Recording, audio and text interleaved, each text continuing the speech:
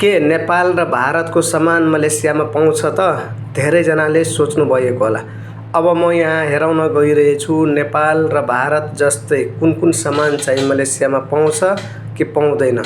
अब यहाँ हेर्न सक्नुहुन्छ फर्सी यो, अनि लौका हेर्नु, अनि भन्टा भयो, खिरा भयो, बोडी भयो, भन्टा फेरि अब यस्तै गरी अब करैला भयो, यस्तै अब लौका, भन्टा, भिन्डी, त्यसै गरी अदुवा, अनि यो ओल, अनि यहाँ सोयाबिनहरू साथीले लिनुभएछ। अब यो साथी मेरो रुममेट हो, अब उहाँ लिएर जानुहुन्छ।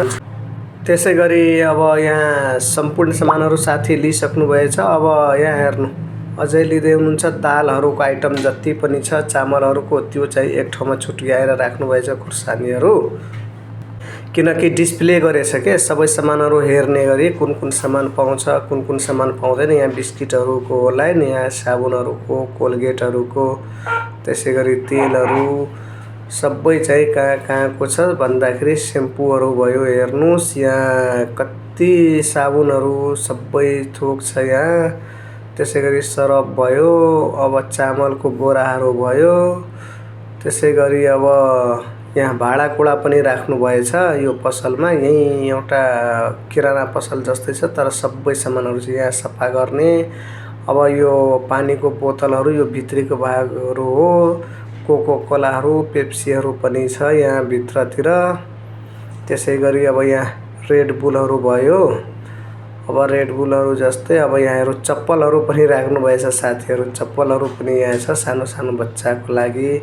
चाउचाउ छ, दाल छ, यसै गरी अब यसै गरी हेर्दै जानुस् के यहाँ छ। सम्पूर्ण सामान पिक्चरमा हेर्दा थाहा हुन्छ कुन कुन सामान यहाँ पाउँछ भनेर। सबै सामानको म यो भिडियो बनाउँदैछु। अब हेर्दै तपाईँहरू पनि गेस गर्नु कुन कुन सामान यहाँ छ भनेर। अनि यो अब आइसके मसलाहरूको लाइनमा, सेम्पूहरूको लाइनमा। अब यहाँ फेरि चामलहरूको लाइनमा छ, यहाँ तेलहरू राखेको छैन। त्यस्तै पसलवाला दाइ चाहिँ त्यहाँ बस्नुभएछ। यो भुजिया भयो, चिप्सहरू भयो, यो चिप्सहरू। अब यसै गरी रेट हेरौँ के को कतिको रेट छ, रेट पनि म हेराउने छु। पर्खिनुहोस् अहिले। अब कुन सामानको कति रेट छ भने यहाँ थाहा पाइसकेपछि नेपाल र इन्डियामा कतिको सस्तो पाउँछ कि महँगो थाहा भइहाल्छ। अब यहाँ तरपत्ता भयो, जिरधनिया भयो, यसै गरी अब अरू मसला चुरा भयो। यो चुरा सानो प्याकेटमा यहाँ छ। अब हेर्नु यति सानो चुराको रेट 2 रिङ्गेट भन्दाखेरि लगभग 80 रुपियाँ नेपालको र मलेसियामा। अब फरक छुट्याउनु। यो मसला भयो 5.80 भन्दाखेरि अहिले 120-25 रुपियाँ। 6.30 मसलाको 200 जति त्यो पनि भयो। त्यसै गरी अब यो 8 रिङ्गेट भयो। त्यसै गरी पैसा चाहिँ छुट्याउनु अब कतिको पर्छ।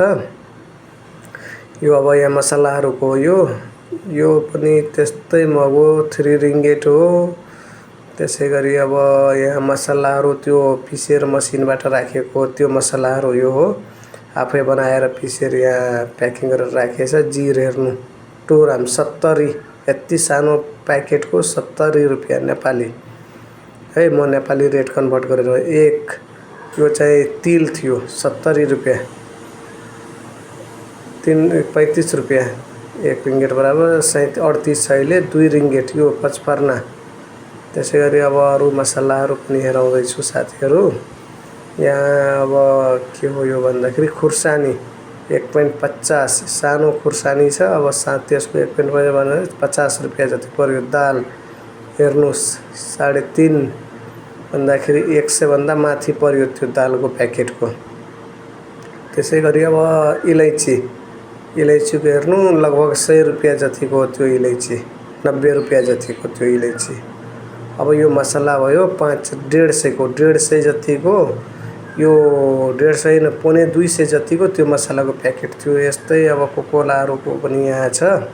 सबै सामानहरू यहाँ राखेर सबै सिस्टम हुन्छ। सबभन्दा राम्रो के हुन्छ नि साथीहरू, यहाँ हामीहरू जस्तो नेपालमा इन्डियामा हुन्छ के एकजना पस्ले हुन्छ, 2-3 जना दिने मान्छे हुन्छ, त्यहाँ तौल गर्छ। त्यस्तो सिस्टम चाहिँ मलेसियामा हुँदैन है, विदेशहरूमा प्राय, किनकि यहाँ चाहिँ एकजना काउन्टरमा बसेको हुन्छ, सबै सामान डिस्प्ले गरेर एकदमै हेर्ने गरी राखेको हुन्छ, अनि आफै उठाएर लिएर जानु, अनि त्यहाँ बिलिङ गर्दा जोड्नु पर्दैन, एउटा मेसिन हुन्छ हामीहरूको जस्तै मलमा हुन्छ त्यस्तै, टच गराउँछ कति पैसा भयो त्यो त्यस्तै हेर्न मिलिहाल्छ, अनि एकैचोटि हिसाब गरेर दिन्छ अनि जान्छ।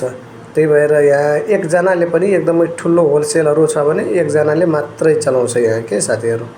अब त्यसै गरी अब हेर्नुहोस् यो दालहरू राखेको ठाउँ नै भयो। अब अर्कोतिर म लिएर जाँदा अन्डा हेर्नु, अन्डा 16 रुपियाँ 1 क्यारेटको यहाँको, अर्को 13 रुपियाँवाला सेकेन्ड ह्यान्ड, थर्डमा अब 12 वाला पनि छ। अब यहाँ 16 आँप हेर्नु, आँप हो यो, आँप यो पनि आँप है, केरा फलफुल पनि पाउँछ, लौका भयो, यस्तै गरी आँप भयो, विभिन्न यो किसिमभोग आँप भयो। यसै गरी अब रुम आइसकेछ, तरकारी बनाउनुहुन्छ साथी। अब यहाँ हेर्नु सबै सलाद बनाउनुहुन्छ, टमाटर, गाजर, खुर्सानी, त्यसै गरी लेमन, प्याज अनि कालो नमक सबै हाल्दै हुनुहुन्छ सलादमा। अब किनकि रुम आइसकेपछि अब खाना पनि खानु पर्यो, यो हरियो सामानहरूको यहाँ बनाउनुहुन्छ खानु पर्यो। त्यस्तै अरू साथीहरू एउटा तरकारी बनाउँदै हुनुहुन्छ। अब को तरकारी नेपालको प्योर चटनी पनि छ यहाँ, चटनी यहाँ सामान राख्ने अदुवाहरूको त्यो चटनी हो। प्रदेशमा यस्तै हुन्छ के, तर नेपालीहरू जहाँ भए पनि खाना चाहिँ मिठो खान्छ कि, खानामा पछाडि हट्दैन के। त्यस्तो यो चटनी अरू थोक जे भए पनि खानामा चाहिँ सलादमा सबै राम्रै थोक खान्छ। मिलाउँदै हुनुहुन्छ, अनि भात दाल तरकारी सलाद अनि त्यो चटनी चाहिँ खाने हो आज। अब त्यो मिलाउँदै हुनुहुन्छ साथीले, रुम पार्टनरले। भात दाल र यो सलाद अनि तरकारी खान्छ, कति मिठो हुन्छ। यो चटनी पनि छ, अचार पनि छ। यो चटनी नै भयो। अब हेरौँ यसै गरी चाहिँ अर्को अब तरकारी काट्ने ठाउँमा लिएर जाँदैछु, के को तरकारी बनाउँदै हुनुहुन्छ। बोडा र आलु काटेछ, आलुको भुजिया, बोडा बोडी र आलुको आज तरकारी हुन्छ। दाल भइसकेछ, भात भइसकेछ, अब सबै मिलाएर खानु पर्छ। त्यसमा हेल्दी फुड जुन छ नि, अब यसै गरी यो दाइको यहाँ हेल्दी फुड खानुहुन्छ, एकदमै टेस्टी बनेछ, भिटामिन युक्त खानुपर्छ।